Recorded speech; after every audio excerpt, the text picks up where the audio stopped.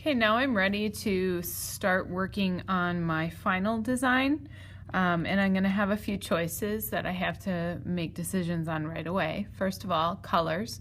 What do I want to use? Do I want to use ebony? Do I want to use colored pencil? Or do I want to use both? I think I'm going to decide to at least begin with colored pencil. The other thing I have to decide is I have to make some color choices along the way, and I have to decide if I want it to demonstrate both radial and bilateral symmetry, or if I just want radial symmetry.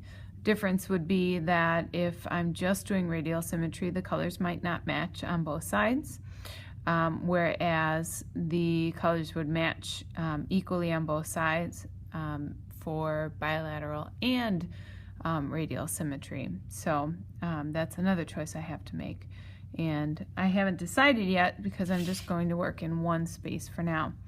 So I'm going to start with choosing a color, and I just chose an aqua color, and I'm going to start with a section. Okay, so any section will be fine to begin with.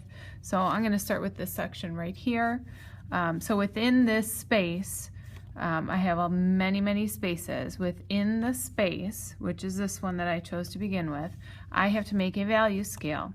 And I'm going to make a 5-point value scale, just like the skill practice that I did. So I'm going to begin by pressing as hard as I can in whatever area I want. So I chose to start in the corner here. And then my ending should be white.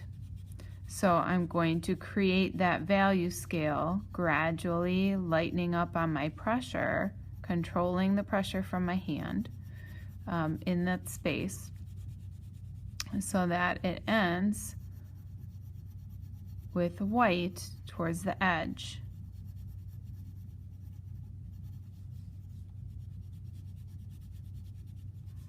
Okay, so I'm going to then go ahead and decide if I want to use the eraser to kind of do a little bit of blending and soften it up. I can.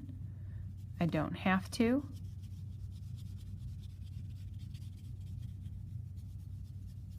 The other option is that students sometimes use a white colored pencil over top to blend.